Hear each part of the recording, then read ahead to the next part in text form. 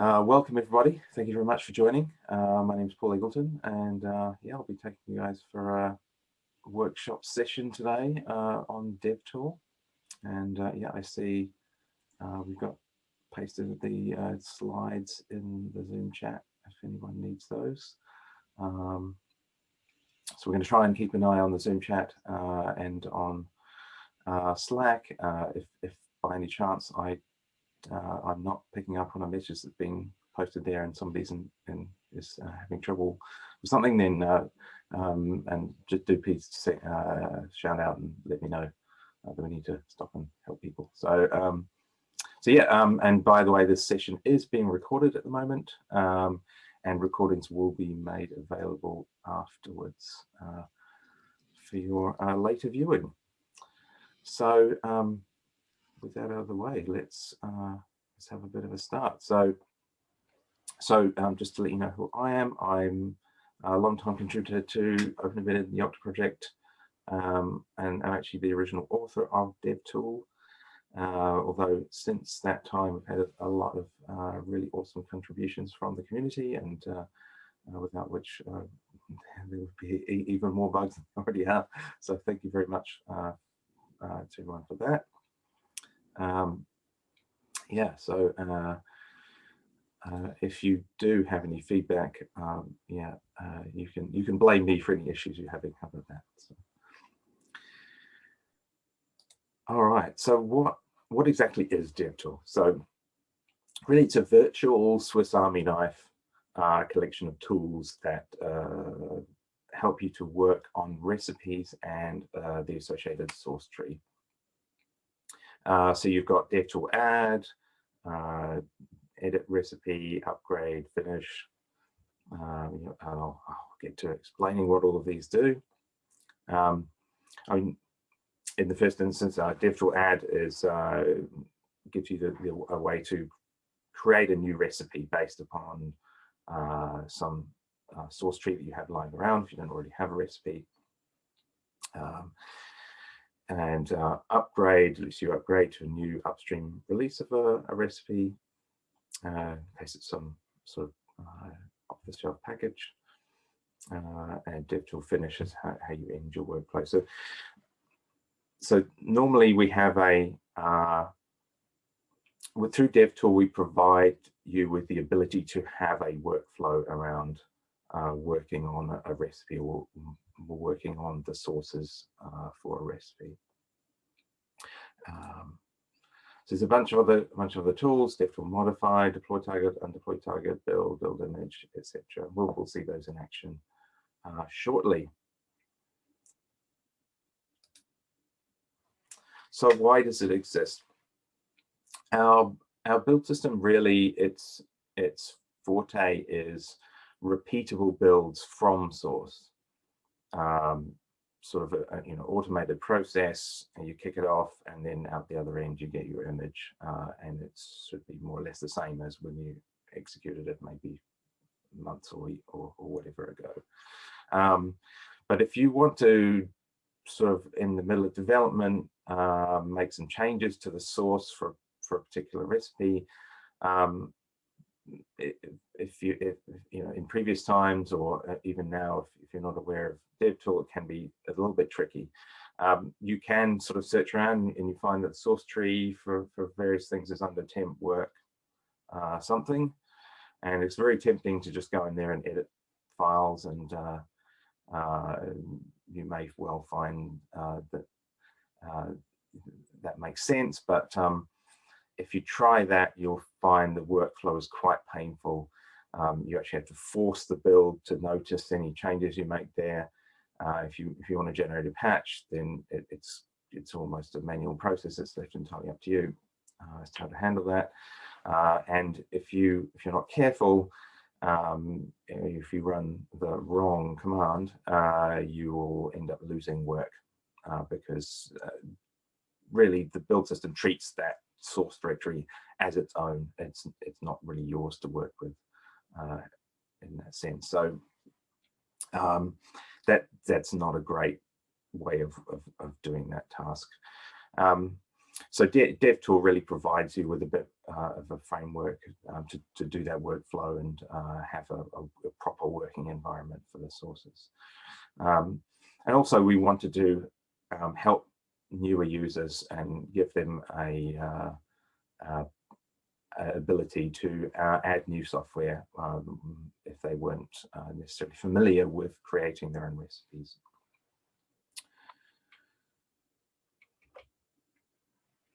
So past presentations, I've just given a link to a few past presentations here. Some of these are from a little while ago now, but they're still relevant because not a lot has actually changed in sort of the regular usage of Devtool since those times. Most of the stuff is completely the same. So by all means, have it check those out.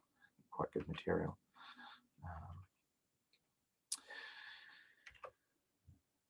So documentation, we have reasonably good documentation for Devtool, either in the quick reference manual. Sorry, in the reference manual is a Devtool quick reference, and also in the SDK or the development the SDK sorry, application development manual. The documentation you'll find actually in the SDK manual is completely applicable, almost completely applicable, at least in the Devtool parts, to how you would use it next to the build system. So one thing I haven't actually mentioned is, we haven't talked about the Extensible SDK, and I won't spend a lot of time talking about that in this talk, but Devtool is actually available in two different contexts, both next to the build system, as you would normally use it with Bitbake and such, and also within the Extensible SDK. It's kind of the cornerstone of the SDK. So, but usage between the two is very similar. If we have time at the end, I'll cover a few differences. And also in the kernel development manual, we've got information on how to use Devtool specifically with the kernel. So by all means, have a look at that. So in addition, like any good command line tool, we've got some help text that you can look at. It's fairly brief, but at least tells you how to use the various options and what they are. So the main help looks a bit like this, and if you supply management's help to one of the sub commands, then you get sort of detailed information on that sub command. And for most of the sub commands, that they take a recipe name, and in this case, Devtool add takes the source tree that you want to add in, or some URL that points to some sources, and indeed the recipe name. And it's worth knowing these options in advance. So by all means, do check the help. Then you won't sort of find yourself in the situation where you go, oh, well, I wish I'd specified this up front, because it will have an effect on. In the case of Devtool add, for example, some of the things in the recipe that it ends up creating for you. So one of the important things about Devtool is the workspace. So what this is a separate environment, and it's actually a layer in sort of Yocto terms, in which provided for you to work on recipes, sources, and patches. So it's a directory, and by default called Workspace, underneath your build directory. And once you've run Devtool once, one of the subcommands, then it will auto-create it for you.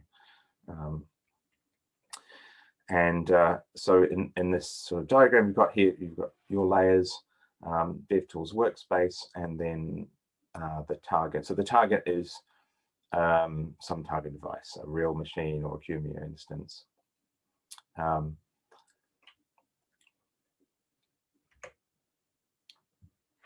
so in sort of next to the build system, sort of typical mode that we're talking about and we'll be seeing today,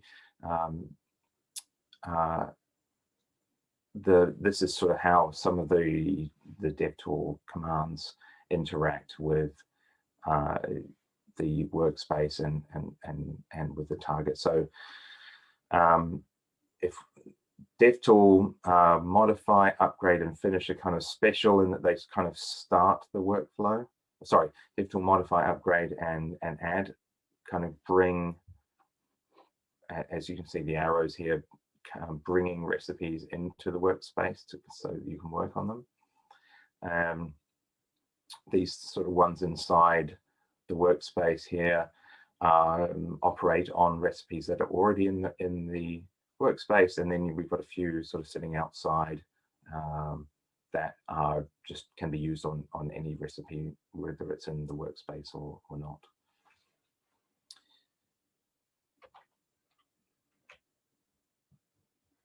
So can we have multiple targets? Can we have multiple sort of dev boards or whatever? That is in fact an option.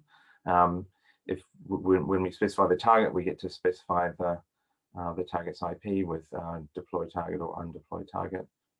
I should explain what those do. So if we've got a recipe in our workspace and we've made some changes to it, we've built it, and the build has succeeded, then we can deploy the changes to the target machine, and then we can obviously log into our target and test those. And in fact, we will be doing those later on, doing that process later on.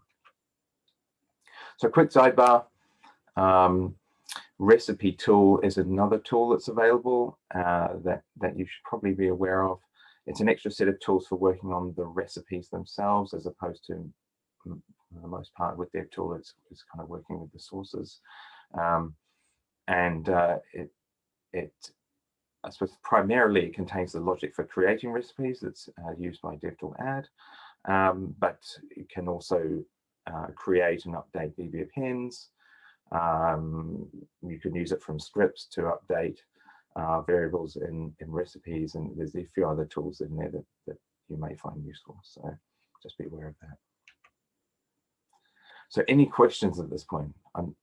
I will say that we've just breezed through that. A lot of it will become clear once we get to the hands-on.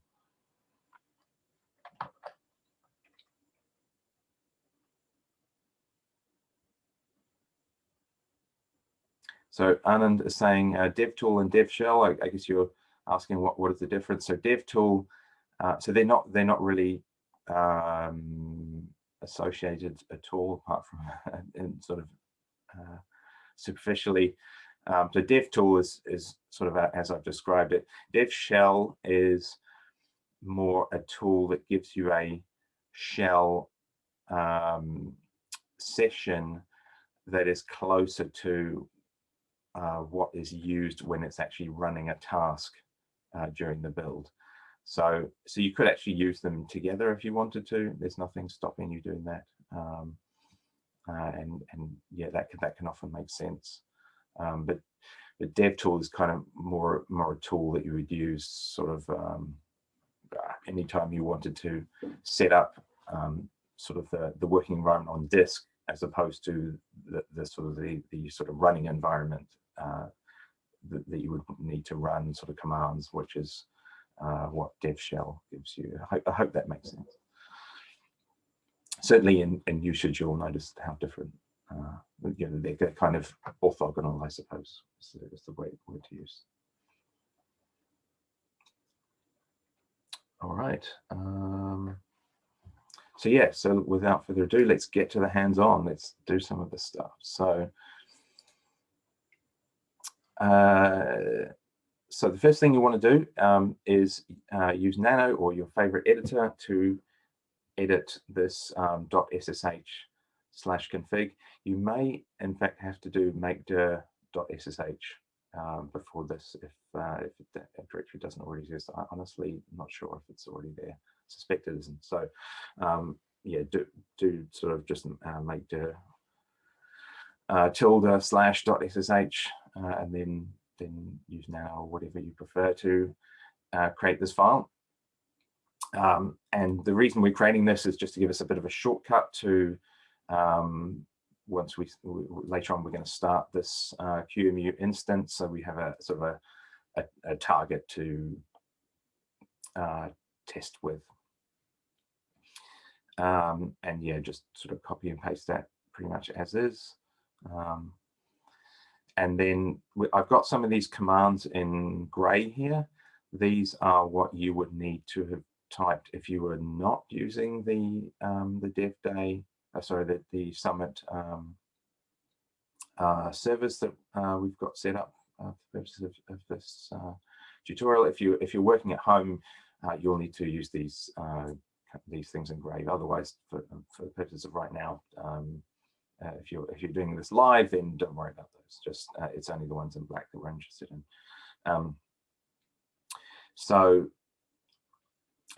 Yeah, if you are following on your own machine later on, you'll also need to adjust some of the paths. There will be obviously something different for your own machine. Just be aware of that. So yeah, you other than creating that file, you want to source the YoEnet build-in pretty much exactly as described here. Please don't deviate from this command, because we've set up the build directory already for you, and this will save a huge amount of time building later on. Everyone happy with that?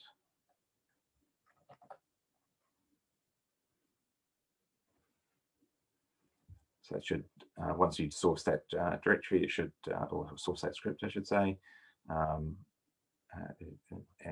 the manner described, then it should set you up your shell environment so we can carry on running stuff.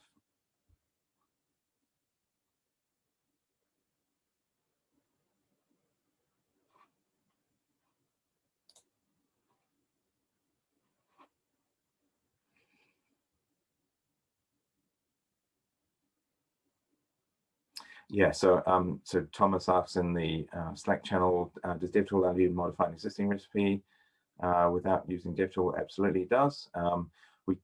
We won't see that right up front, but I have got an example of doing it later on. So yeah, and it absolutely does let you do that. It's one of the main uses of it. And will it deploy? Will deploy also allow you to deploy dependencies at the same time? It won't. So the kind of this perhaps naive assumption that Devtool deploy target has is that the dependencies are already there. You can deploy if you sort of manually add some dependency to your workspace through Devtool. It would be through Devtool modify. And then maybe you just don't modify it. You can also use deploy target to deploy that one as well, but it's still kind of manual. So and that would potentially actually make sense though if you were also working on that dependency at the same time, and you could certainly do that. But yeah, by default certainly, and generally it does not deploy dependencies for you. So yeah, something definitely to be aware of.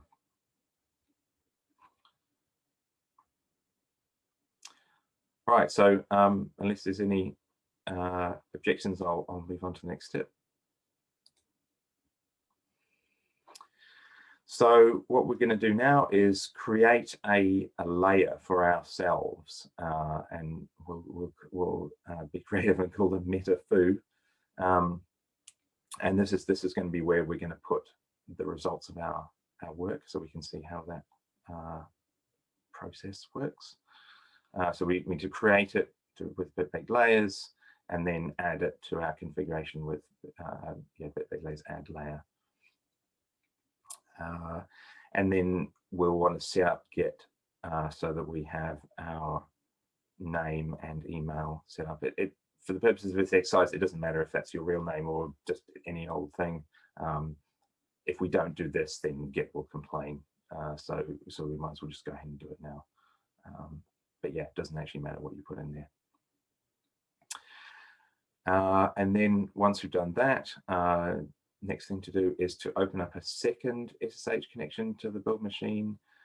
We can source, we'll again source the OENet build env, and then we can jump straight into running QEMU through our helpful run QEMU script, and set it up so it's running from the console using these options. So we do our exercises using the first connection, and then work on the target in the second connection. So once you run that, it'll take a little bit of time to start up, and then once that's it's finished sort of booting, you can log in as root, and you don't have to specify a password. And that not specifying a password is due to this debug tweaks extra image feature that we added in the configuration, which of course for production you would not have turned on. But it's very useful during development. So,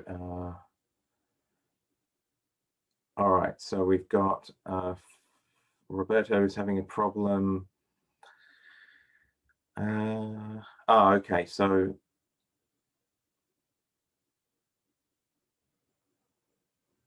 I think so. What I think you've got there is it looks like you're in the YP directory. Yeah. This is just this kind of the assumption that we've made in the command that we put in that you'll be in the top level directory rather than already in the YP Summit directory. Sorry about that. So yeah, it's just cd ... and then you should be able to just run that command again. Hopefully, let me know if that works.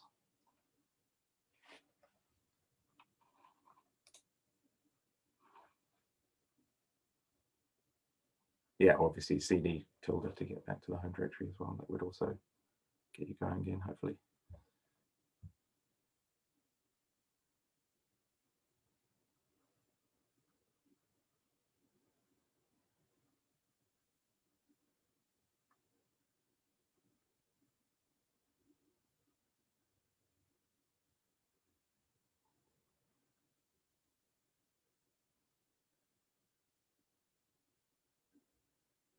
So I'll just say while we're waiting,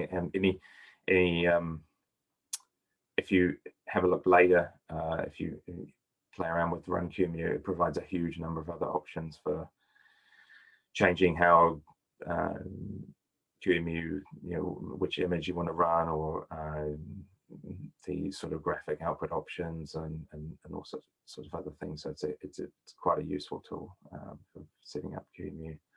Certainly a lot less painful than remembering all of the really long, complicated options that QEMU supports. So what exercise in the first connection question we've got here? So the exercises we're doing here. So anything you see where you see $ in the slides, that's something that I'm expecting you to run in the main connection. So yeah, so this is the opposite. So Anand is saying he's running Devtool in that in the QEMU environment. That won't work because Devtool isn't in your target. It's on the development machine where you're doing your builds. So yeah, you want to be running those in your main SSH session to this Summit development machines. Does that make sense?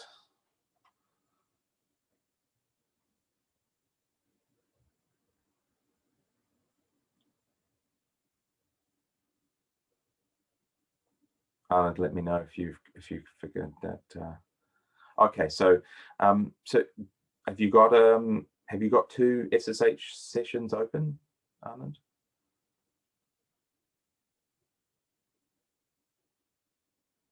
Okay, so if you open up another SSH session to the Summit machines or machine, and then that will be where you will run firstly this again source command that we've got there in the slide. Actually, in this instance, it's on the previous page. It's actually the same command. But this is the one that that second session, or for most people, I would think of it as the first session, but that will be the session where you'll run Devtool, or indeed any of the other commands. And it's only when you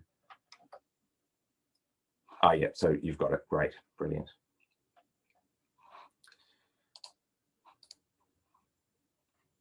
Okay, anyone else having any issues?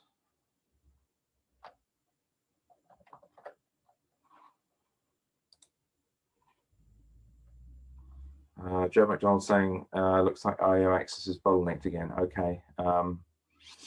When you say IO access, okay, he's typing.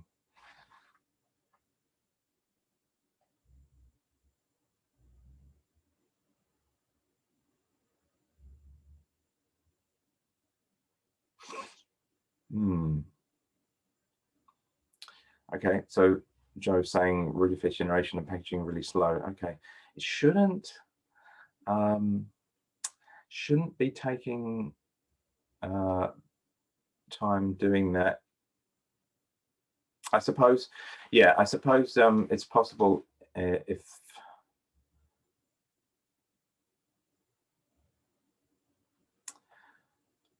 it's possible, yeah. Okay, so now I've understood. It is possible that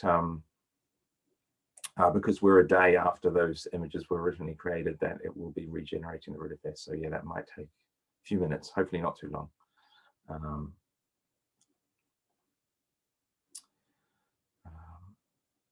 So Lincoln says, I'm trying my Raspberry board. Does Devtool have a problem if the board has a password? No, it will just prompt you to enter your password, at least in the, it'll prompt you to enter the password, and you just enter it. So yeah, shouldn't have any issues there. And one thing to keep in mind with Devtool deploy target, once we get to that, is it is just running SSH in the background. You can think of it like SCP, but it's actually not using SCP, because it turns out SCP has some interesting limitations, let's say. So anyway, but it is just using SSH to the target. So what that does mean is you do have to have an SSH server only on the target. But yeah, if it expects some credentials, then obviously you need to provide those. Typically, I would say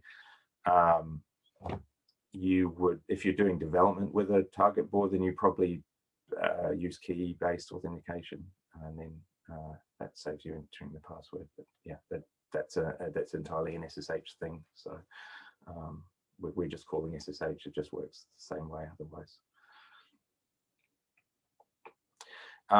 Daniel's asking if could we add KVM there. You, by all means, if you'd like to add KVM. I didn't here just because it's not 100% necessary for what we're doing, but yeah, it will definitely speed things up if that virtualization functionality is available, and I believe it actually is. So so yeah, you can feel free to add KVM there. But we're not going to be taxing the capabilities of the QEMU instance. So so yeah, but it's up to you basically.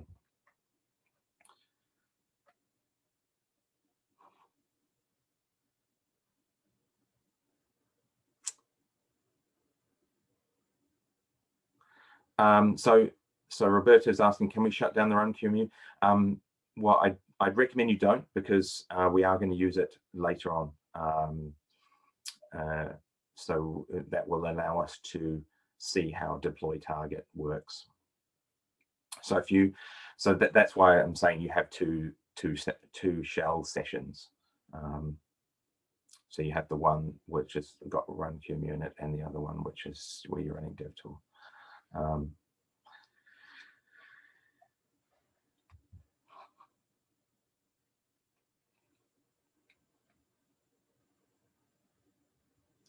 So any further issues? Can we move on to the next step? Anyone still stuck with anything?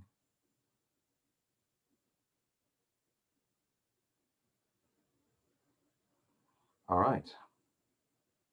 Perfect. So getting started. So let's try Devtool add. So what we're going to do is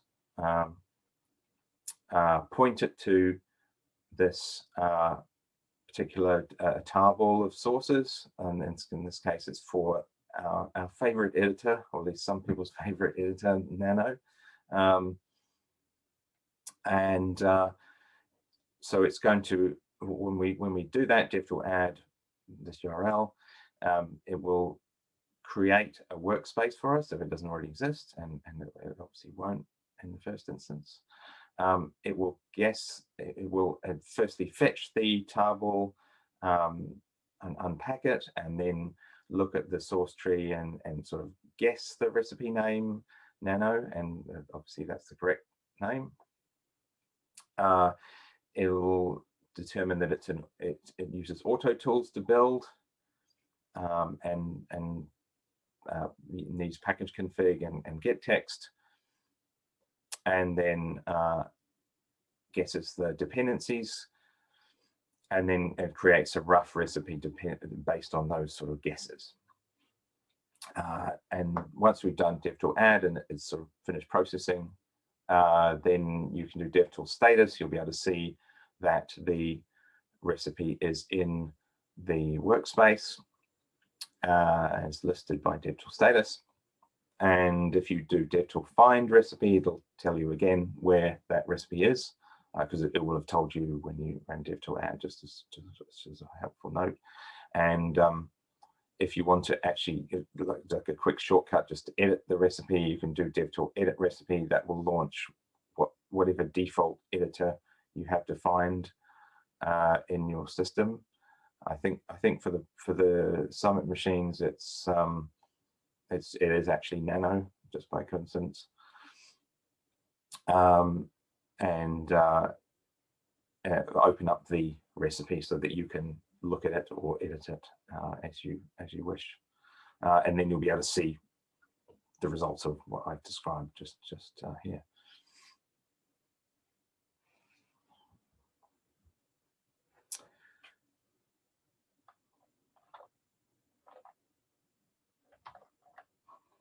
So how does Devtool guess the recipe name? Maxime is asking. Oh, sorry, I'll just ask. The Jezza is asking, do we need to close the, do we need to halt runkumi in the second SSH session? No, just leave runkumi running and then go back to the first SSH session to run these commands. So yeah, just leave that running there if you can.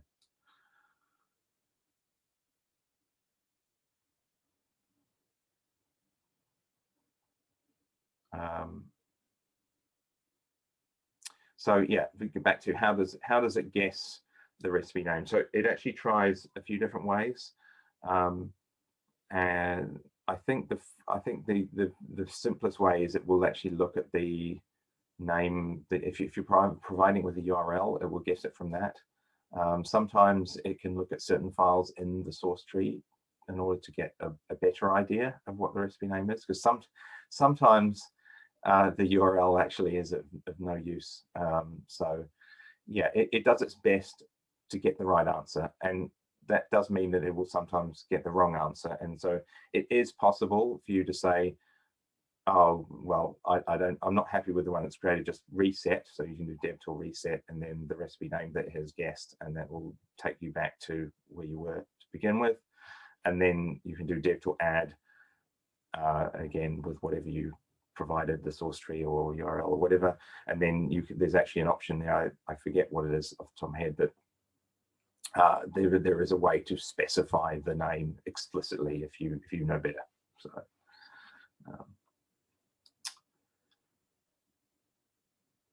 but that part is relatively accurate, so it will reasonably often get the right name. For Slurp, Ross is asking, is that supposed to be run in a new shell? So, sorry, are you rushing ahead, Ross, to a or what is that? Is that so we at least for the purpose of the exercise, I should say we would only need 2 shell sessions. So you wouldn't necessarily need a third one unless you want that to explore something else in parallel. So Sivan is asking, it seems like it did not correctly guess all licenses. So yes, you absolutely should adjust the license if it didn't get it correct. It is doing a best guess based upon what it can see in the source tree, but you know, it can't read README documents or license texts beyond sort of rudimentary pattern matching. So by all means, if you do know better and you really edit as the recipe author, it is your responsibility to get that license string correct, and it's a very good thing to be doing. Then do change it, and really that applies to the entire recipe. If there's something in there that does need changing, really what Devtool add is doing is it's giving you a starting point. It's giving you the ability to get the very basics set up in the recipe, and then if there's any edits needed, then you can do them manually afterwards. But at least you're not starting from a blank file or copying something that is sort of a template to start with that might not be appropriate, let's say, if it's for some different software package. So will it affect the checksums? No, it won't. The checksums are of files that were supplied in the upstream sources, or whichever sources are provided. So you're not changing those files by changing the license string, and it doesn't actually. It generally doesn't correlate what is in the license variable with what's in the license file checksum variable. They're kind of just sort of complementary, I suppose. So yeah, you can feel free to add additional licenses to the license string, and you should indeed have that completely representative of all of the licenses there. You may also choose, and probably a good thing to do, to also mention all of the files, or mention a sufficient number of files in the license file checksum to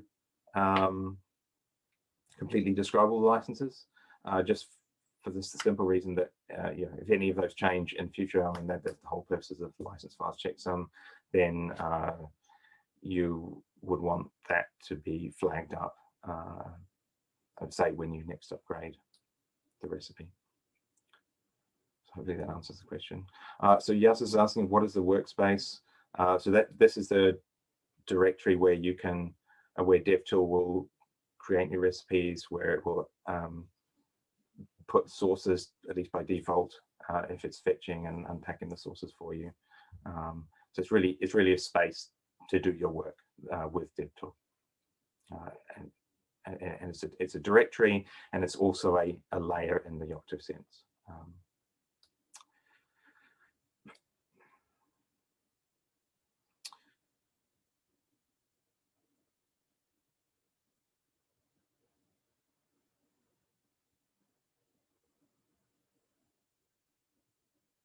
Okay. So the Jezza is having an interesting question, an interesting issue, saying, so this error, was there any additional errors before that? Because I hopefully it should be saying what actually went wrong, because this is just telling you that command failed, but presumably that command failed for a reason. I'm guessing it could have failed because it couldn't download the sources, maybe, or couldn't unpack them or something. Did it say what happened?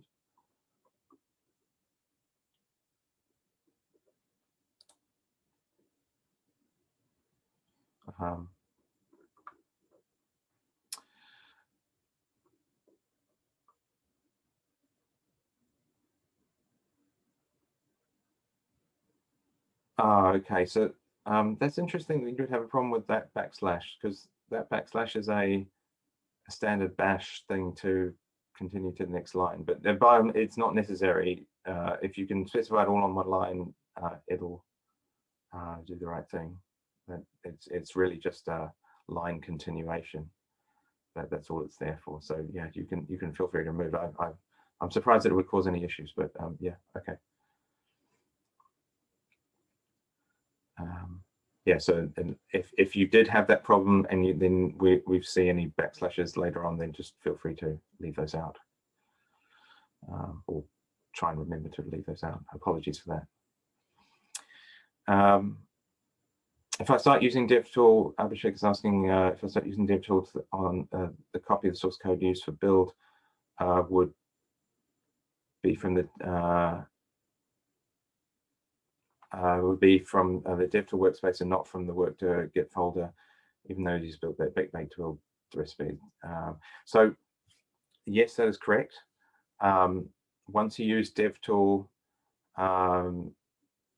then it's putting the sources that get used in the build in that workspace directory, and that's where you work with them until that recipe kind of leaves the workspace through either finish or reset or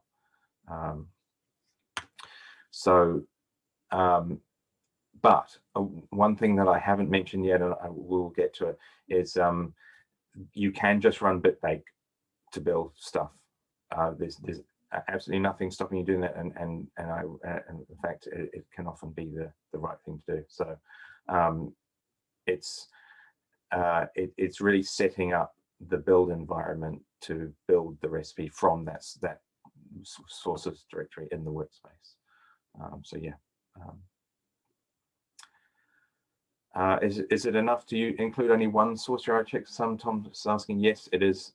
In the past, the convention wasn't to have MD5 and SHA-256, but I think that was, for the most part, there was just a convention. At least yeah, I think the last couple of versions now we've only specified one as sort of a convention now, because we've realized it's not necessary to have both. So yeah, SHA-256, or in fact, I think now we even support bigger key sizes, so SHA-384 or whatever. Just one of them is enough. Can Devtool create licensed text in addition to layers custom licenses? No, actually, there's a thing that it can't do, so you would have to do that manually still. If we're happy with the recipe, should we move it to our own custom layer? So absolutely, but we'll get to that because there's kind of a nice workflow for doing that.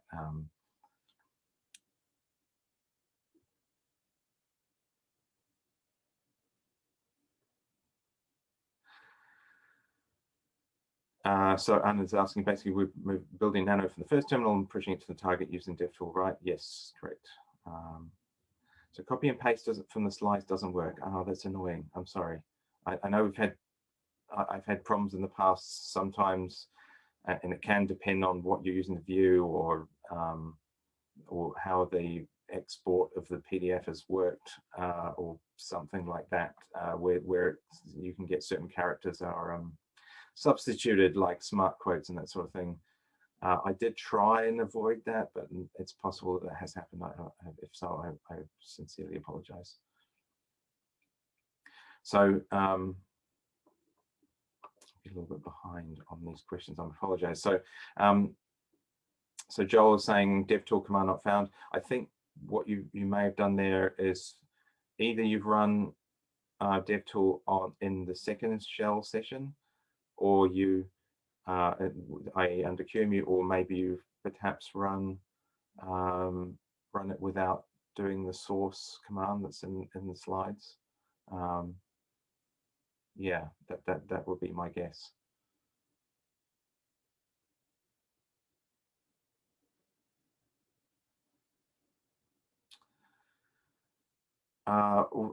Dala's asking, what are the build systems that can be tested by Devtool, AutoTool, and what else?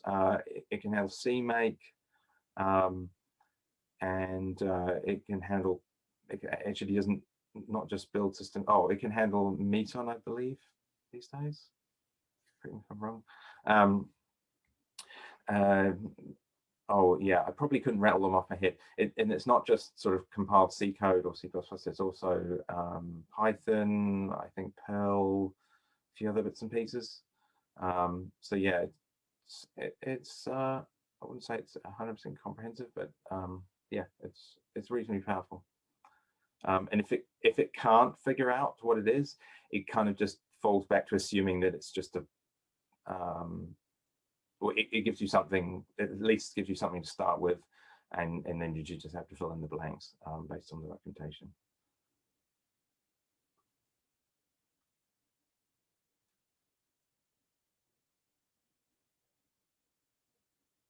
Oh yeah, so Thomas is saying Nginx recipe includes 2 checksums. You can still include 2. You can include multiple, but you don't have to.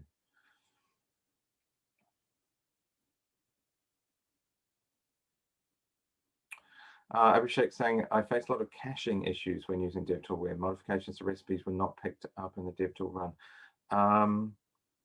That would be a bug.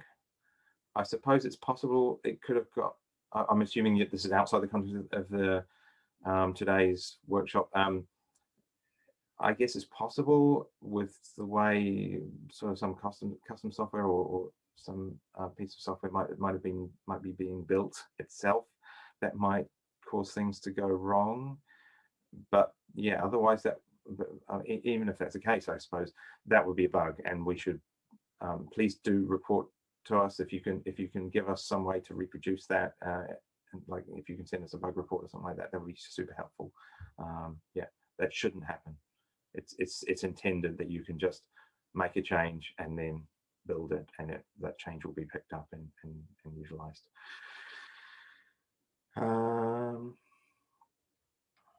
Does Devtool recognize Rust recipes? Right now, I suspect not, and it sounds like there's a tool to do that, and yeah, possibly use that tool instead. Cargo Bitbake is the one that's being suggested. Yes, that's saying, should I add that config with content? Yes, definitely do that.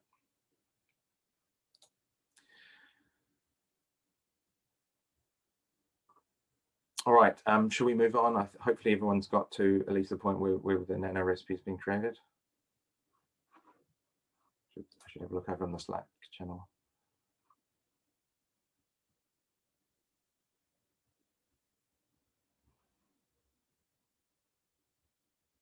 So for those, I think 2 people now who are having trouble with the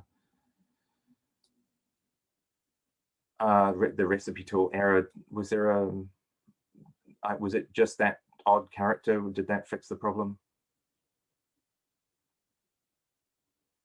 Were you able to get past that? I'm hoping the answer is yes.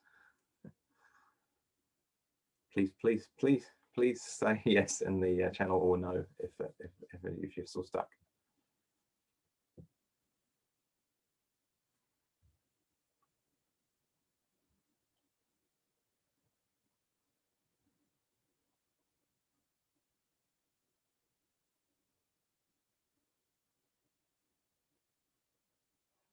Okay, I'm gonna move on. Hopefully, yeah. If you're still stuck, do by all means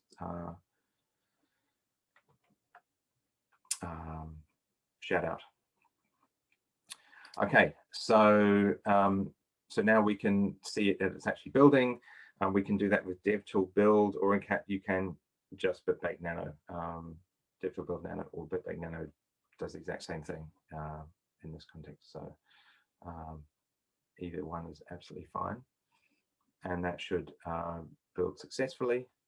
Of course, we haven't changed anything, so we've just kind of demonstrated that it's worked. So yeah, so questions about the workspace. So yeah, what goes in the workspace? The recipes, if we're creating one with like Devtool add will. Any patches, we'll see that happening a bit later. Sources, etc. So if you go tree, if you run in your main build session tree -d workspace, you'll see what's in there at the moment after doing Devtool add. It is possible to have the sources outside the workspace.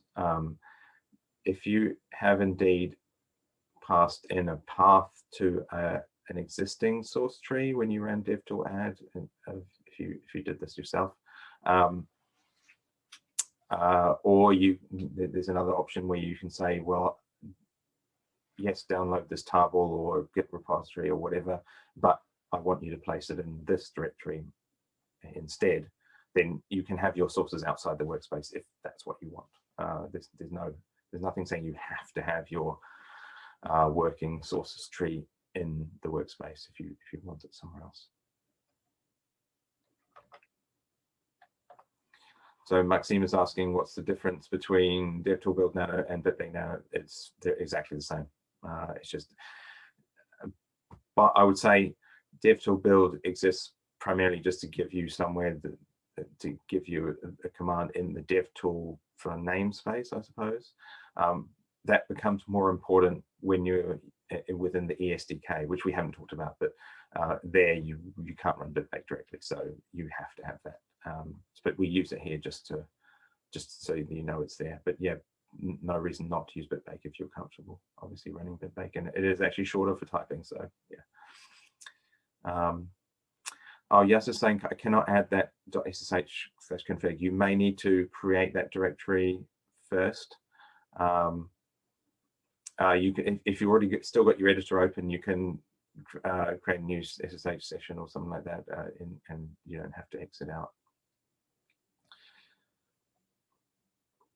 Yeah, and John is saying the same thing.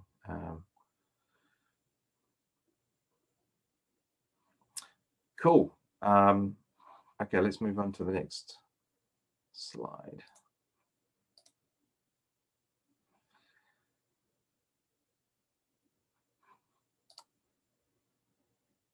Yep. So so let's see Nano running. So if we look at this file in that first shell session, and you're next to your build, so temp deploy images, machine name we're using, /core image base qmix, oh, it's a machine name, .manifest. This file is produced with, there's a manifest file produced with every image, by the way, so that you can see which packages are in the image. If you scroll through that, you'll see that there is, in fact, or search through it, you'll see there's, in fact, no nano image by default in the nano package, I'm sorry, in the image. So in the terminal running QEMU, so your second session, you can log in if you haven't already and try and run nano, and you'll find that, in fact, it's not there. So let's now deploy our built nano to this QEMU machine. So it's just Devtool deploy target nano QEMU, with QEMU being a reference back to that entry that we created in the .ssh file, .ssh/config file. So yeah, obviously, if you were deploying to some other machine, you could specify an IP address here if you wanted. If you didn't have already an entry in there. We just created ourselves a shortcut, so we don't have to do that. So yeah, give that a try and let me know.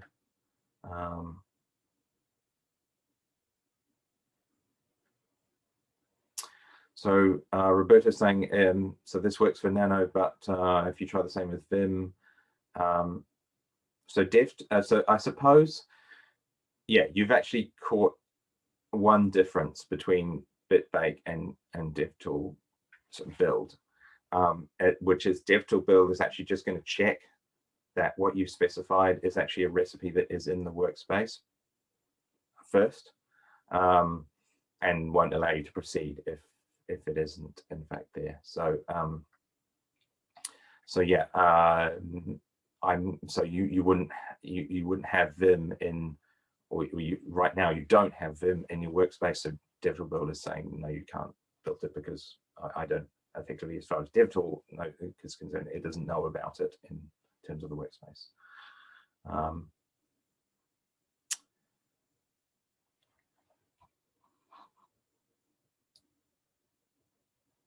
Yeah, Abhishek saying error failed to copy script to QEMU, rerun with -s to get a complete error message. So if you want to, you can actually do that. Just run the same command with -s, and it'll give you the fuller log, error log. But yeah, as other people saying, it's probably because you're missing that config. So Tom was saying, let's say I have a board running with sudo and a root user is not SSHable. Is there a solution with Devtool to log in as a sudo and deploy files to the rootfs?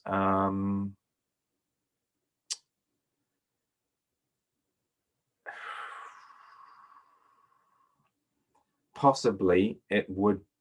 I think you'd need to do some SSH magic there, perhaps with your config.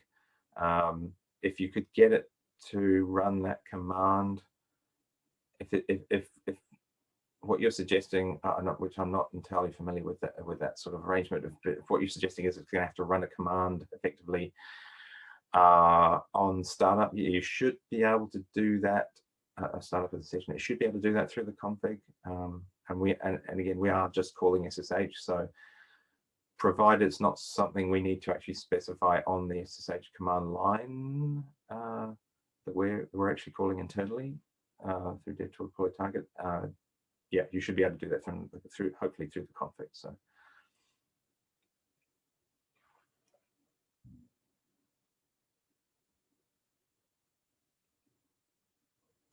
Oh, okay.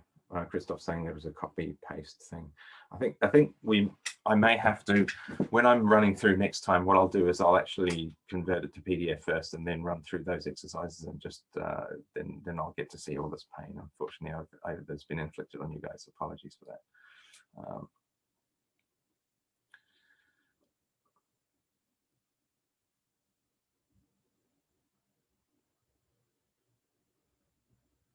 Okay, so you guys saying, how do I clean up run QEMU? I had it, then my Wi-Fi reconnects. I try to run it.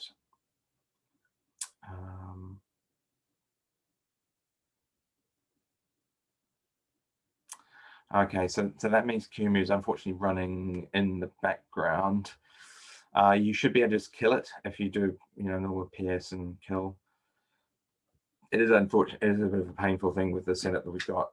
If you don't use something like Screen, which, yeah, I generally do, then you will find that if you get a network interruption, then yeah, it's going to be a bit of a pain, I'm afraid. But yeah, you can kill that session and restart it. Yeah, unfortunately that's probably what you'll have to do. So yeah, if you do PS, you should find QEMUs, and then you can just go. It would be QEMU system x86-64 or something like that. Then you should be able to kill that process and then try again. Yeah, Tom saying maybe it's easiest just to develop with the root user SSHable for development image and remove root exits for production image. Yeah, possibly. But yeah, do see if you can find a way to do what you need. I think we can certainly specify users and passwords on the command line. So if that's all you need, then that is doable. So, and also you can do that same sort of thing through the config, to the SSH config, that is.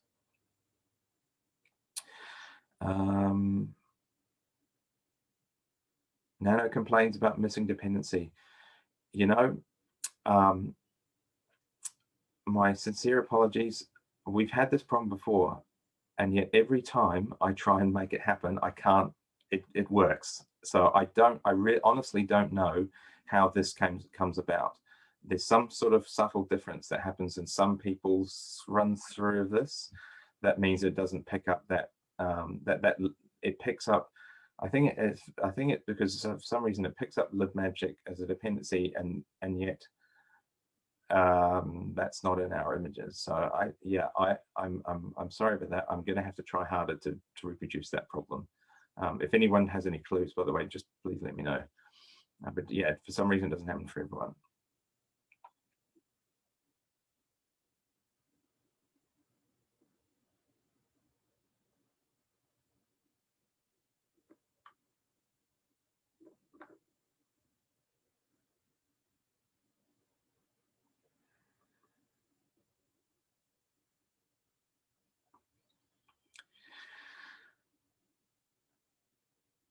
So there shouldn't, if you don't have QEMU running, there shouldn't be anything there shouldn't be anything blocking that file.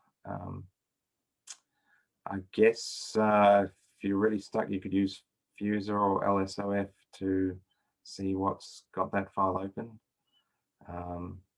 Yeah, that's unfortunate. I'm sorry. So let me just check the Slack channel.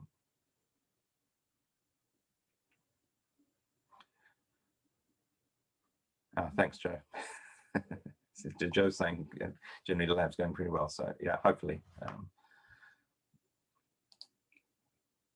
All right, let's actually, did we cover everything? Yes, we did. So Workspace, oh, I've skipped back. So yep, so we deployed the target. Hopefully Nano is running. Yeah, if you are having that libmagic problem, don't worry too much. It's not going to affect, I don't think, the rest of the workshop. So yeah, a bit of a sidebar on slurp and ton tap. So there's really two main connection technologies that QEMU supports. Slurp is the sort of one that works without privileges. And so that can be kind of useful if you don't want to sudo, or you can't for whatever reason on the machine that you're running from. But note that there are a few limitations. You do have to have some SSH set up, and ICMP will not work over that connection. So if you're trying to ping the target, it's not going to work. Yeah, none of this is Devtool specific, by the way. This is just kind of a bit of background. So yeah, so slurp can be useful though if you're just aware of its limitations. If you want to have a more capable connection, then you can use ton tap, which is indeed the default for run QEMU. The disadvantage, of course, here is you need to use sudo, and it needs to create that tap device, which, yes, in some situations, creating that tap device is a problem, depending on how your system works and how it's managed, what privileges you have, all that sort of stuff.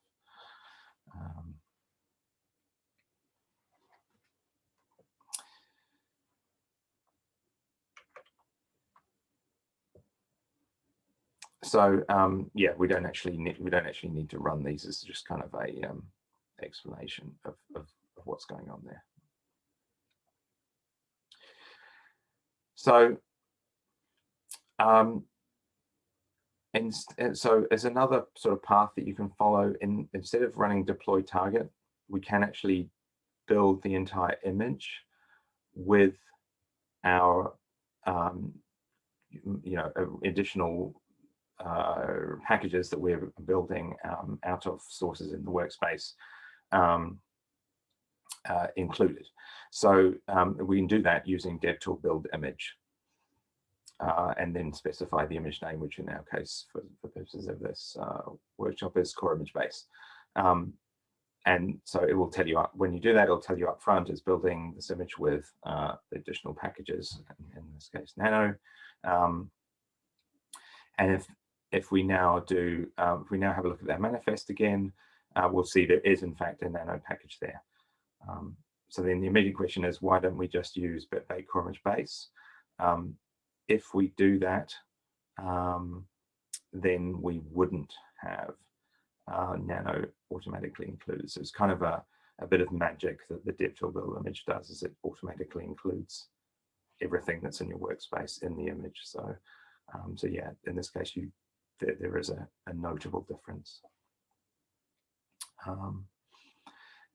This is all, just keep in mind while you're doing this, this is all kind of the development environment. So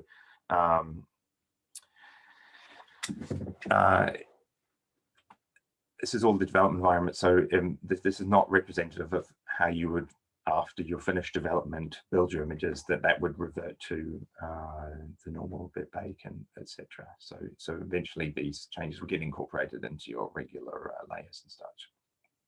I think looking at time, we're actually running a little bit behind. So I'm just going to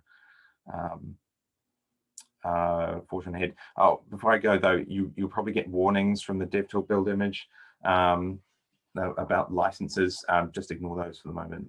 It's just telling you that you may need to look at that if you want to use the recipe in production effectively. So Devtool upgrade. We can upgrade recipes through Devtool to a new upstream version. If we try and go ahead and do that straight away with Nano, that's not going to work because the Nano recipe is in the workspace, and Devtool upgrade is kind of a starting point for a workflow, so it won't let you do that. So you need to move Nano to one of your layers before you can upgrade.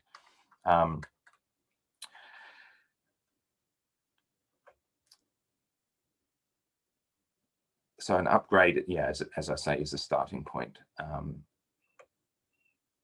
So first, before we can do that, we need to finish. So we need to put the recipe into our layer.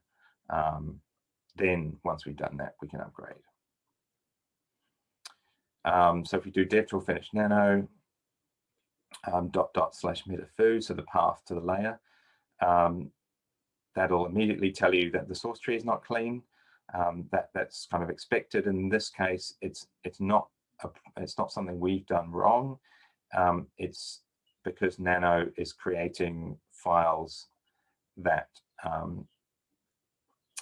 sort of intermediate build files in that source tree, and that's okay. In this instance, we just need to. Devtool is just being helpful and just saying, well, hey, these sort of potentially modified files exist in the source tree. Are you sure that you don't want to commit those? Okay. In this case, we don't. It's just temporary files, so we can just say -F to force it to finish. And then if we do that, it'll tell us what it's doing. It's creating, it's moving the recipe to metafoo, and then it sort of, out of abundance of caution, leaves the source tree there just in case you miss something. There is an option you can use to specify to delete that automatically, or you can just use RM to delete it yourself. Yeah. So, but it's just being careful. We want to try and, as much as possible, avoid the possibility of deleting people's work. So once it creates that source tree, it's kind of yours to manage as you see fit. Let me just have a quick look over the chat. Can we have a demo for these commands? I'm not really set up to do that in real time. We're kind of running a bit short. So yeah, by all means, I would suggest run through those in live, and if you have any issues, let me know.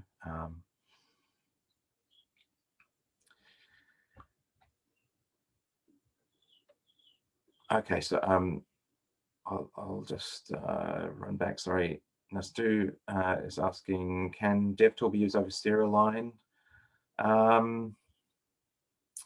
It can't deploy target over that. There's nothing stopping you building the image and then redeploying the image to your target kind of manually, and then using it that way, and then you'd interact with obviously over serial. That's obviously a bit awkward. I suppose, because I mean, the question is, how would it transfer files to the target over serial? I mean, it could use Z modem upload or something like that, but or you know, you could set up. I suppose there's no. I suppose the quick answer is there's no built-in way to do that. I suppose I would probably say at least based on my experience from a long time ago, set up PPP over that link, and then you can treat it as a normal network interface. Yeah, there's no great answer for that sort of serial only situation, I'm afraid.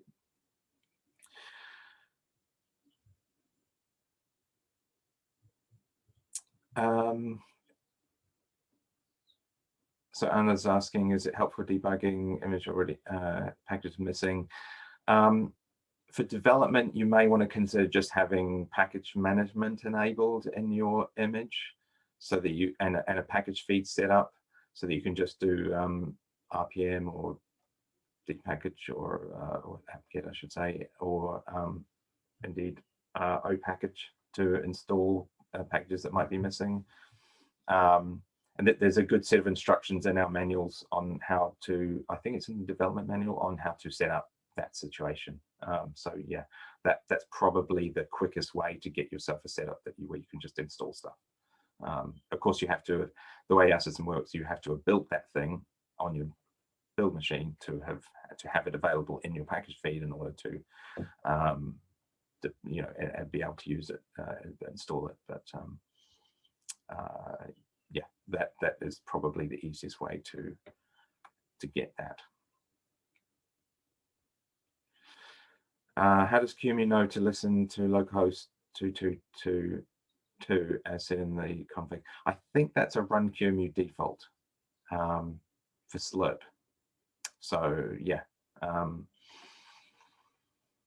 yeah, I think that's where that comes from. And it may be possible that you can specify a different port on the command line or something. I'm honestly not sure, but yeah, I think that's where that comes from. Okay, so let us step on if everyone is doing okay.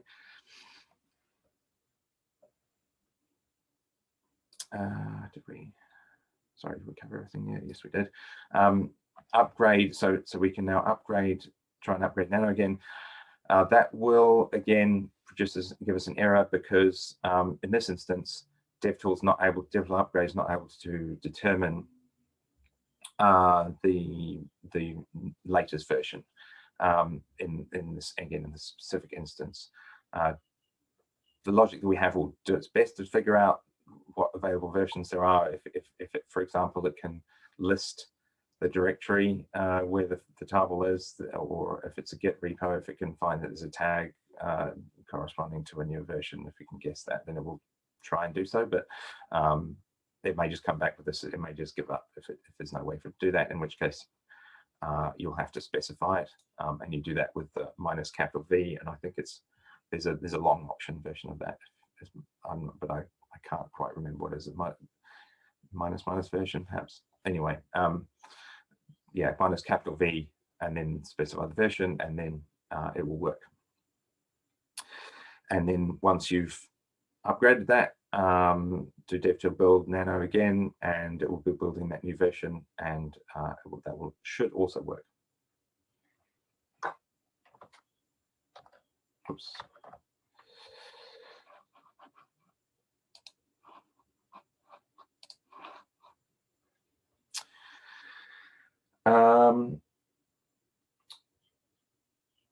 So yeah, that's fairly straightforward, hopefully.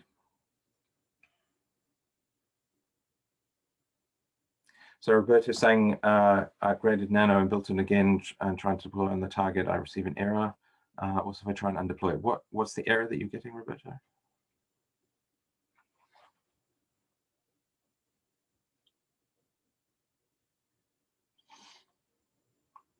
I think we failed to copy script to QEMU. So the target QEMU is still running, I would assume, right? It's still operating in the background. That's unusual. I certainly wouldn't expect that, because if it can't copy the script, that suggests that something has gone wrong with the connection. Yeah, I'm not sure what to suggest there.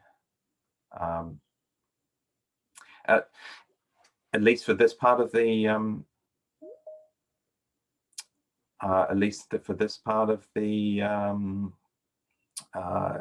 the workshop, it's not necessary to kind of deploy target again.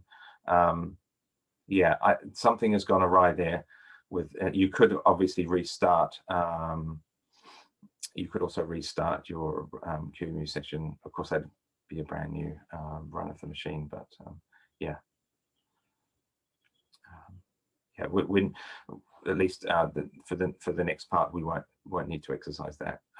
If it happens again with the next deploy that we do, then I would suggest restart your QEMU instance. Just, shut down and then run QEMU again.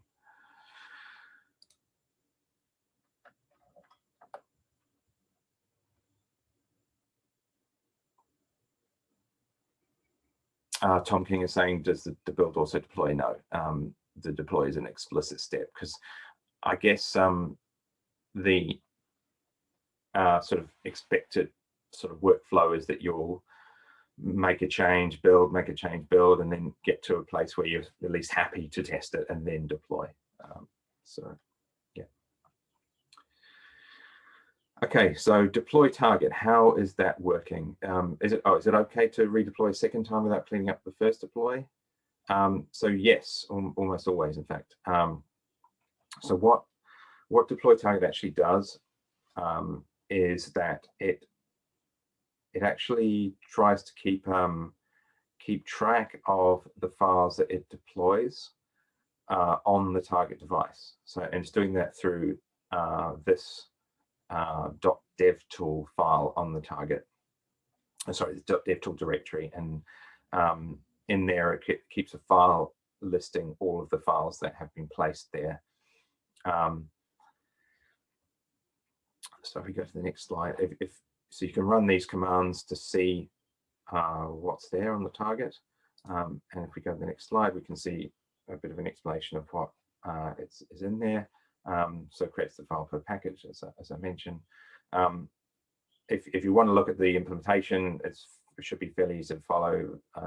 But basically, it creates a script, then copies that script file to the target,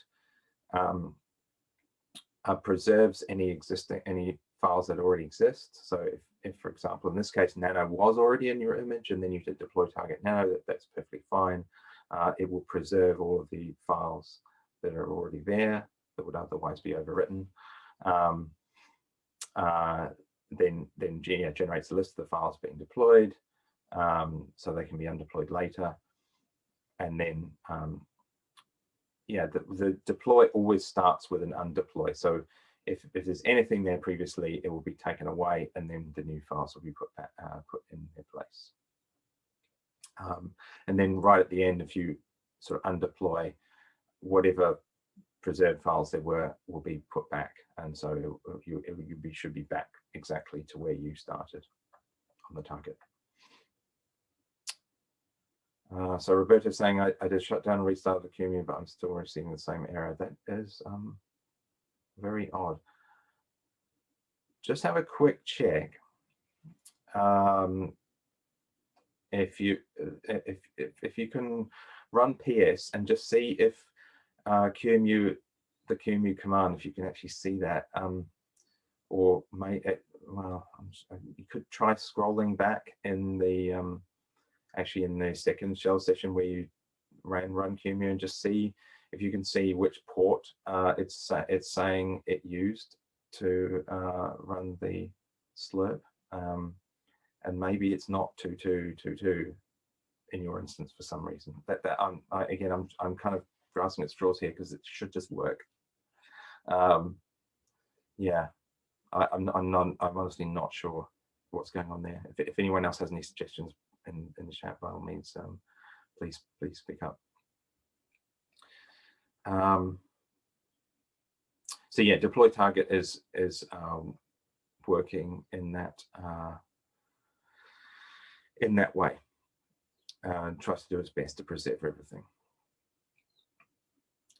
So yeah, you can demonstrate this if you do undeploy target Nano QEMU, then look for it will have removed not only Nano, but also the .devtool directory as well.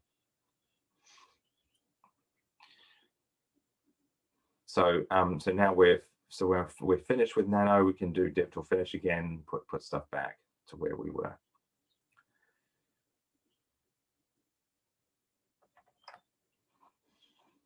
Okay, so hopefully that all makes sense.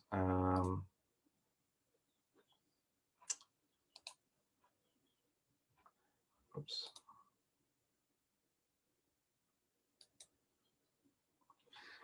So floating Devtool commands. So there's a few Devtool commands, as I kind of alluded to earlier, that don't care whether the recipe is in the workspace or in layer. So Devtool status, obviously.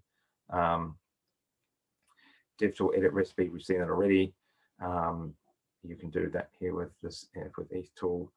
That will also work, so that you can now use that as a shortcut if you want to edit any recipe on the system that exists in your configuration, I should say. Devtool latest version, that's going to call into that logic that we kind of alluded to earlier. It can try and determine the latest version upstream, and I guess you get a preview of whether that works or not. Devtool find recipe, again, we saw that already. Devtool search, not terribly useful. Well, so Devtool search is kind of just a keyword search, and it will look through not just the recipe name, but also the fields like the summary, possibly even the description as well. So whatever's specified in the recipe, if you're searching for some recipe and you can't figure out the name of it, but you know a keyword that you would associate with it, then Devtool search might help you to find that. Primarily there for the SDK, because Devtool is your kind of front end for that. But yeah, you might find it useful as well next to the build system. So let's launch into creating a patch. So what are we trying to do here? Patches, we might need to patch the sources if we need to add some or remove some functionality.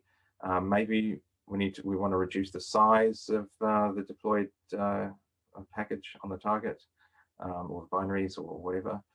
Or maybe we need to remove some dependencies. Maybe we want to apply a security fix, whatever.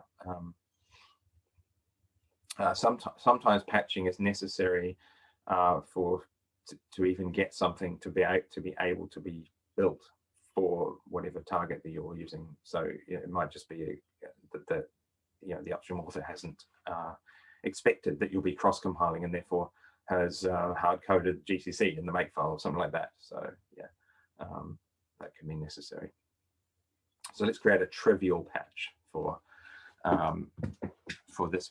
We've got a sort of a toy piece of software that Trevor's created here, and so let's add that to our workspace, then build it, and then deploy it again to our QEMU machine. And if we then go to the QEMU machine, we should be able to run that, and it'll print a hello world and tell you which version it is. And then it's also using a library, so that library code will print something as well, just to demonstrate that that's working.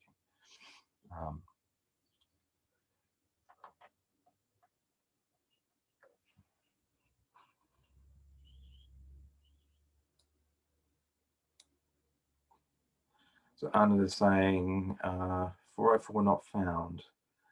What has gone wrong here?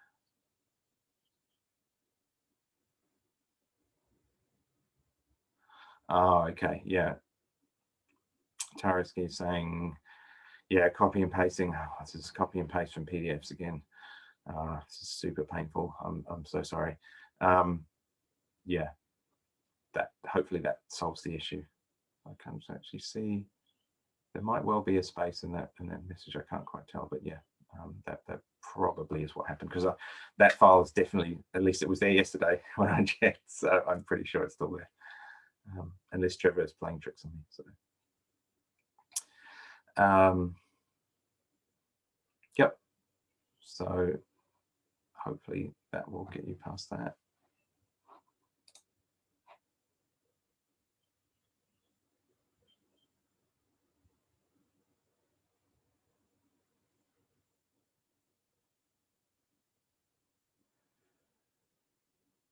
So good. So everyone's saying, looking at with the source URI checksums being updated, that is interesting that it's only updating those two. And I think what you've done there is you found a bug. So yeah, we should fix that because that's annoying. It's just going to be annoying. I mean, it's not a disaster. Obviously, the first thing that's going to happen is next time you build it, Bitbag is going to complain the checksums don't match. You could possibly find yourself in a situation where it works during development and then you try and build it later and it fails, but it'll tell you new checksums and you'll be able to fix it that way. But yeah, it's annoying. So that is definitely a bug. One which I hadn't thought about before. So yeah, we should fix that definitely.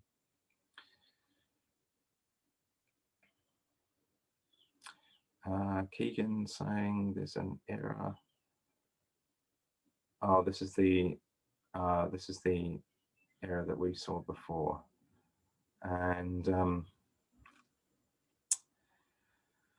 I think was this another copy paste situation? I honestly can't remember, but other people were having the same problem. If someone else could help out Keegan in the Slack channel and just oh yeah.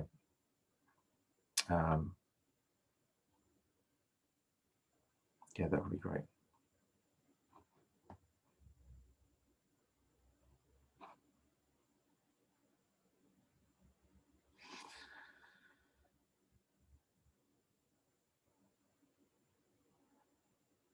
Is it possible, Christoph's asking, is it possible to use Devtool fetcher with Git repo and custom port? Yes, you just have to craft your URL. But yeah, I think if you put port name in the URL after, as you would presumably expect, that should work. So yeah, it gets a little bit tricky if you're trying to fetch from a Git repo that requires a password. I mean, yeah, if you're using password-based authentication with the Git repo, then well, sorry, that's not a great setup. Yeah, but otherwise, yeah, custom port should be fine.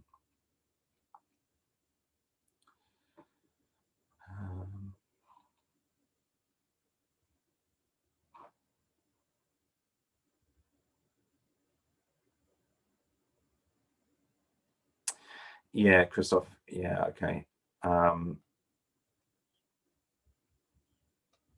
Yeah, so yeah, it looks like password-based authentication. Yeah, you're going to have problems there, I'm afraid. And I think to be honest, you're going to have problems with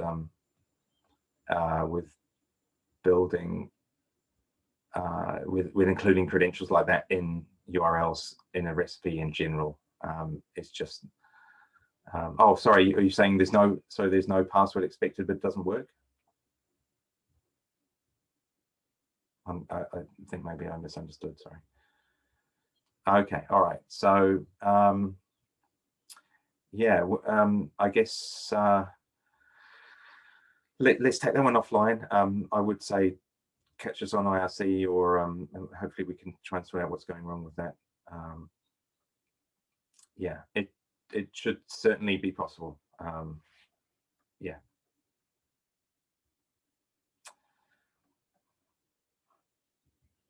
Ah, right, Colin. Yeah, you might have hit on the issue there. Goodness, they really don't set these tools up for developers, do they? With it's helpful punctuation handling. But yeah, sorry about that. We'll try and figure out something for the next time.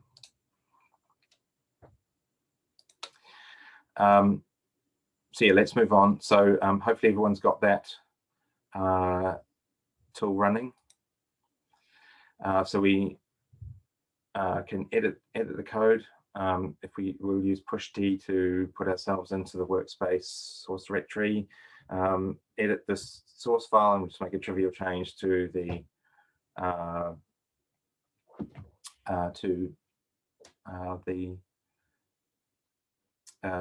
sources. And once we've done that, we can build it. So we obviously to pop D to get ourselves where we were, and then we can run Devtool build and deploy target again, and then hopefully once we do that, we get the modified version of the code as we would expect. Oh, so yeah, push D, you have to specify the other directory that you're going into. In this case, it's the workspace slash source. It's workspace slash. Sorry, let's go back. Push D workspace sources Autotool Devtool example. Yeah.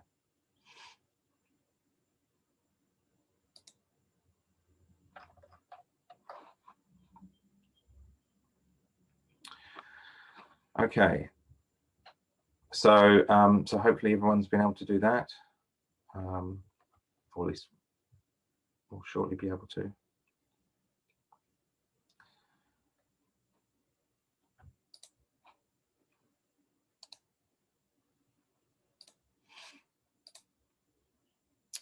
So once we've finished, we're happy with our changes. We'll try and do Devtool finish again like we did before, and it's also going to tell us that the source tree is not clean. In this case, it is telling us something good. It's saying, hey, you didn't do anything with your work. So what we need to do now is go and commit it.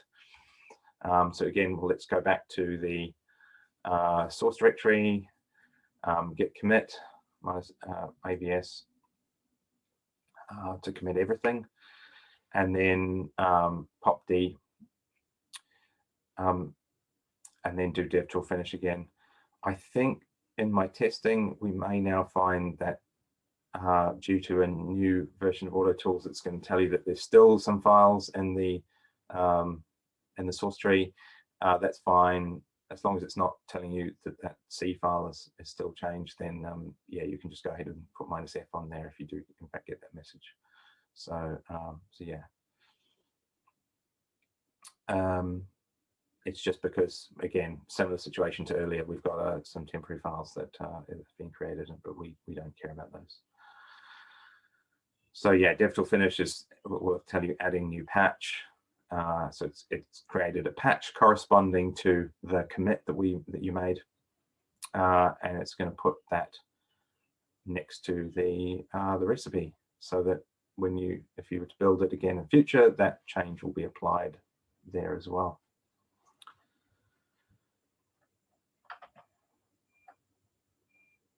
Does that all make sense?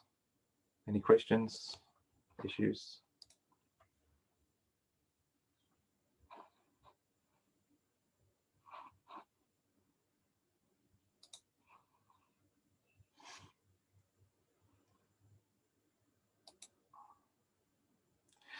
Okay, so now we're going to update to a newer release, but then if the newer release, in this case is going to conflict with the patch that we made. So Devtool upgrade, Autotool Devtool example, it's going to, again, we'll see automated discovery that this version failed. So again, we need to help it out. And we'll specify 101 as the version. When we do that, we're going to get this conflict situation because we've already made a change and upstream made a change, that conflict. So this isn't a disaster. It's just going to put you into a place where you can resolve the conflict. So we want to merge the changes. So let's again push D to get back into the push D workspace sources Autotool Devtool example to get into the sources, edit the file again, and then we need to change this blob of change source to something which represents both upstream and our changes. So once we've resolved the conflict, we can then add the file again, and then rebase -- continue. So this is a typical sort of rebase to resolve conflict type of situation. It's no different from that. So that will get you past that, and we can go pop D back to our build directory again, and then Devtool finish in this instance, so what I've done here is if you specify -n, your Devtool finish will just describe to you what changes it's going to make without actually making any changes. So a dry run. So then you can just see if it's going to do what you expect. If you're happy with that, then you can get rid of the -n and make the changes for real.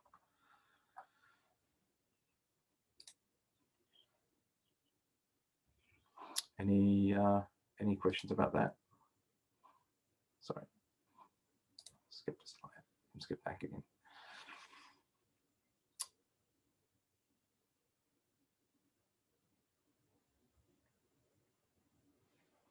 Yeah, so we're running a little bit behind schedule. Hopefully, I don't know if we're gonna have extra time at the end. Is it possible we can run over? David, if you're still on.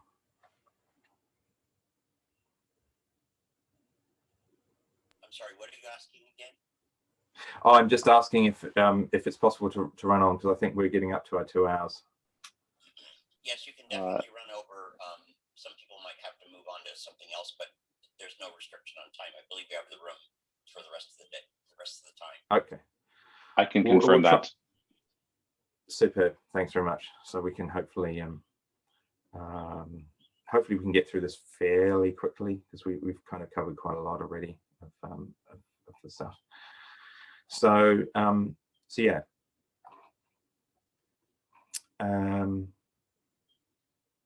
So yeah, hopefully that makes sense. It's more along the lines of what we've seen already. So now if we do tree to show us what's in MetaFoo, we can see the results of what we've done. So it's created a recipe for us, and it has put the patch file corresponding to the change that we made next to it.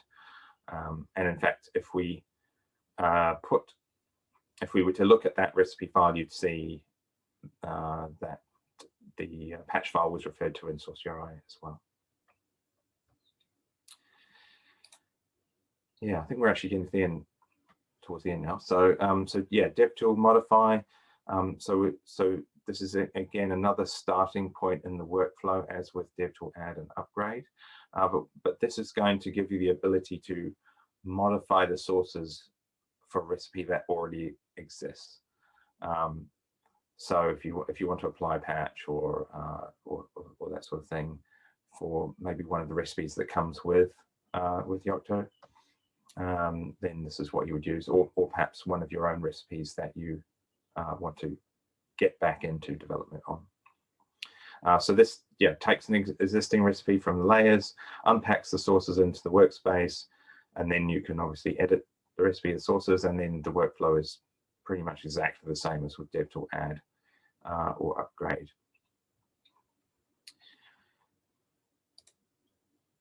So I've got a quick example here that we can do if you like. So if you do Devtool modify BC, being a sort of a nice small tool that we can play around with. So then it tells you that the sources tree is extracted as we saw before. And then you can edit the recipe. I just wanted to point something out here. It's kind of a little bit of an aside. We won't actually touch it, but if you have a look at this recipe, it's got a local file, libmath.h, that it is pulling in SourceURI, and then if you look further down, it copies that in over the top of the file that's already there in the source tree. So so normally this sort of thing would get in the way of you being able to modify that file, and it would be a little bit of a pain. But Devtool actually sets you up such that you can make changes during development to those local files, and then have them properly replaced at the end when you do finish. So how it does that is it actually creates an OE local files directory in the source tree in your workspace, and puts all of the local files in there. And if you were to modify the files in there, they will be utilized during the build. And when you come to do Devtool finish, they'll be copied over the top of the original ones next to the recipe, or indeed, if we're training a BBPen, then they'll be placed there and used in preference. So yeah, just be aware of that. If in your case, this is likely to be, rather than headers, because this is slightly unusual, it's more likely you would see this and find this useful for config files, perhaps, that have been customized. That's a common use case for local files.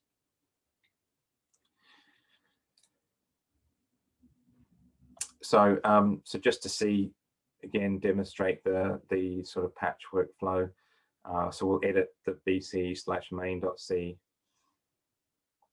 Did I miss a?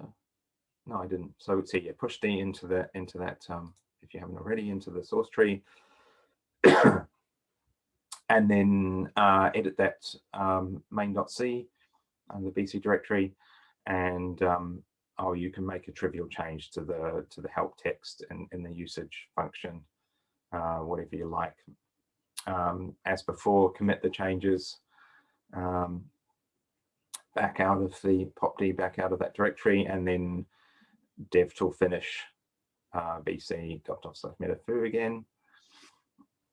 And in this instance, it's going to do something slightly different to what we've seen before. So because BC is actually located in the BC recipe is an existing one, and it's located in pocky/meta.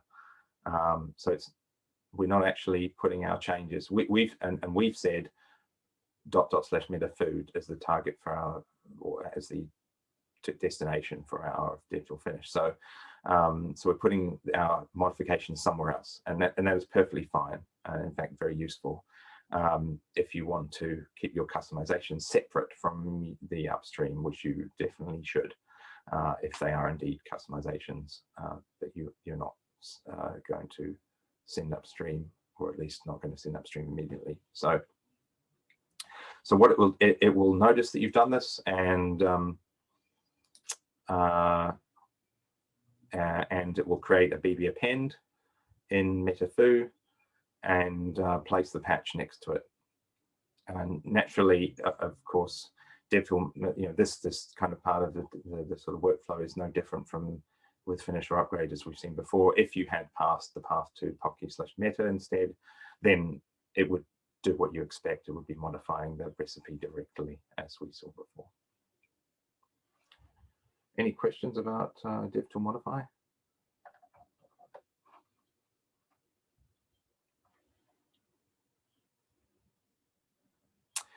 So Tom King says, Devtool finish, will it add a recipe group like recipes core, whatever, and then place the BC directory in the BC bits? Yes, it absolutely will.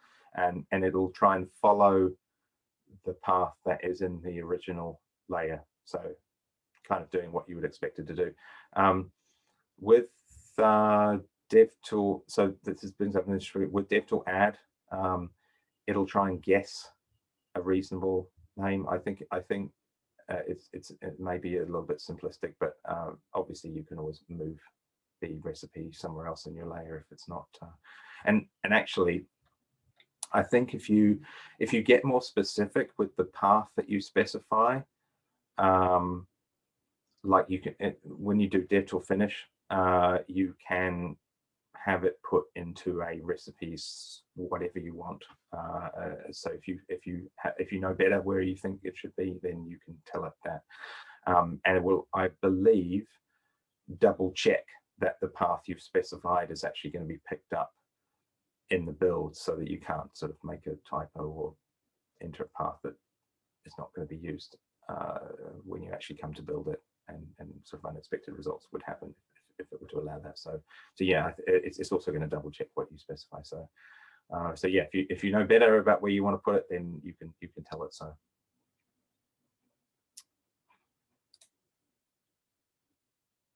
So Joe is asking, does Devtool finish need the layer specified? So yes, it does. And this was actually a design decision.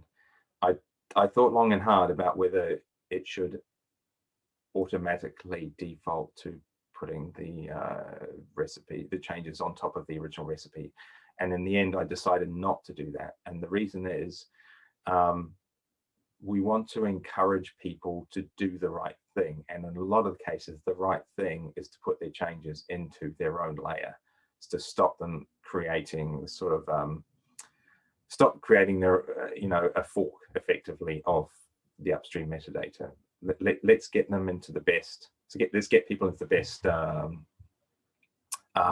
way of working, best practice. Have their own layer, put their changes into that, keep that separate, and make it easy to maintain. So yeah, a few extra keystrokes to sort of nudge people in the right direction, basically. So we've got we've got a comment here. So having Vikram has got an issue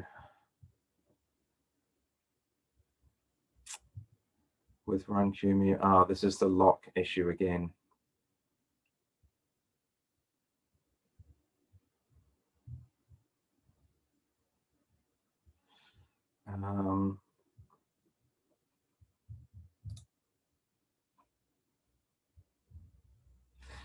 So I'm not sure what exactly is going on there. I don't know if this is because there's an existing session, or maybe for some reason that lock is not being released. Yeah, I'm honestly not sure how to get past that. If anyone else has got any suggestions, by all means let me know.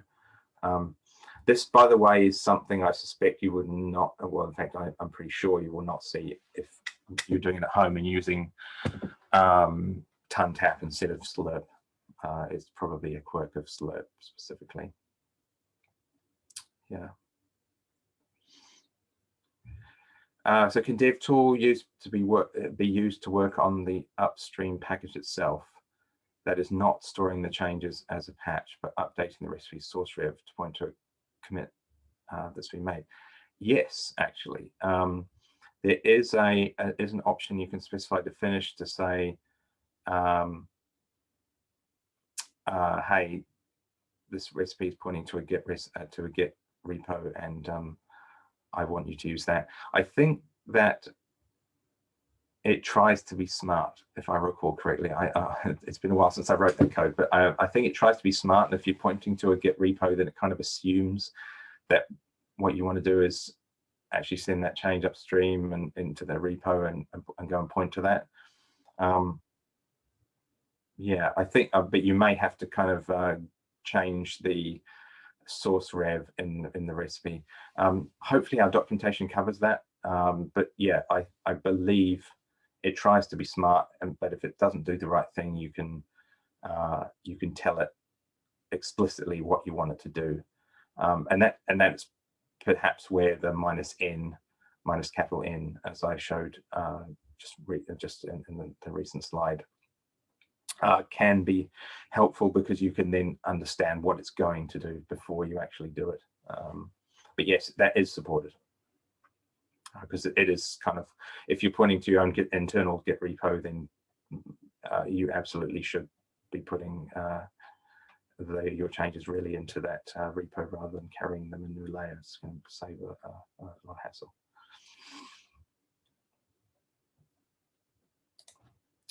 All right, so let's start to do a few wrap up bits and pieces.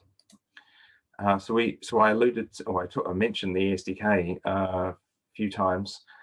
So the ESDK, I won't go into detail about what it is, but it's kind of a slightly different version of the SDK, and includes many additional bits of functionality over the standard SDK. It can do everything the standard SDK can do in terms of providing you with a compiler and tools and headers and libraries and stuff like that to build applications for a target, suitable for a target image that you've also built. But the ESDK will also give you all of the functionality of Devtool on top of that. So that can be quite handy if to kind of bridge that gap between the application development world and the system development. So there's a couple of presentations I linked earlier on in the slides that should explain how you can use that if that sounds good. So and there's a brief slide here sort of showing some of the commands that are available that are specific to the two modes, Devtool in those two different contexts. So we've got a few extra commands in the ESDK mode, which give you sort of functionality that you need to have in the SDK that's not terribly useful in the other contexts, particularly because it's a more constrained environment where you don't have access to bitbake, and you like, for example, and you don't have direct access to run QEMU. So Devtool gives you a shortcut to do the right things, do those things you need to do.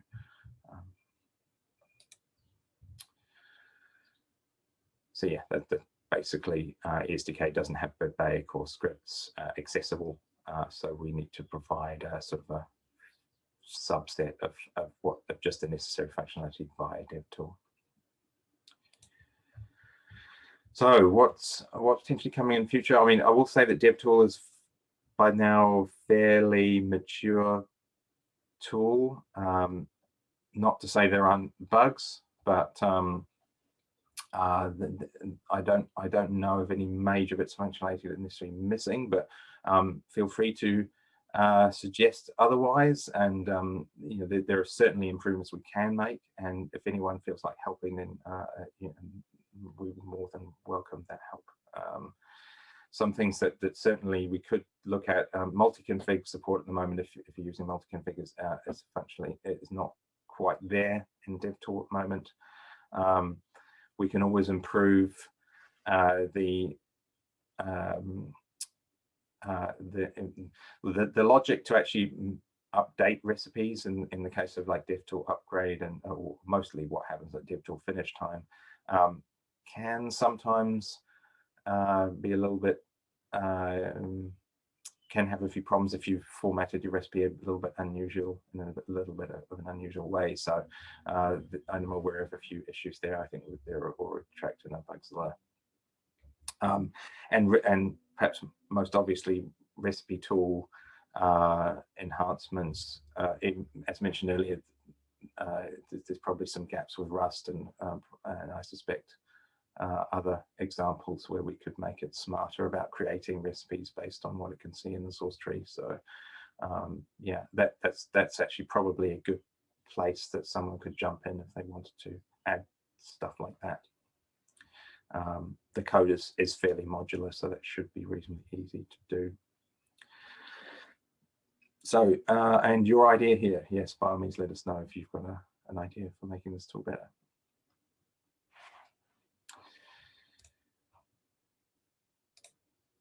So yeah, in conclusion, try it out on your own sources and recipes, and refer to the documentation links that I provided in other presentations. Please send us feedback.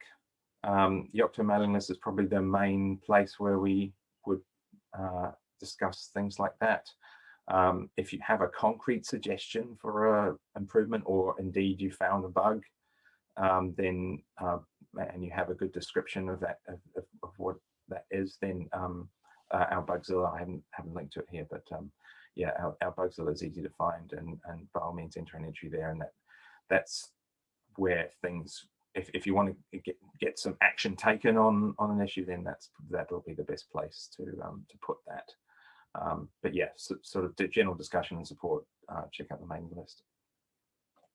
We'll try and help you on there.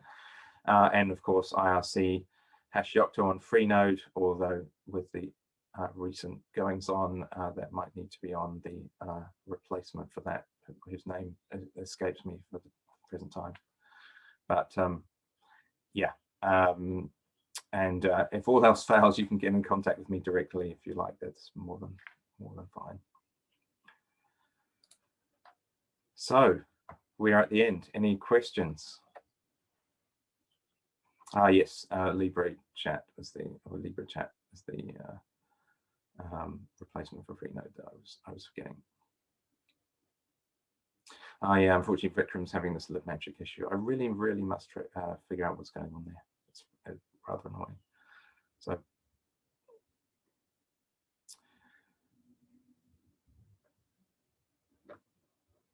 just check on the Slack channel. It looks like no more questions. Yeah.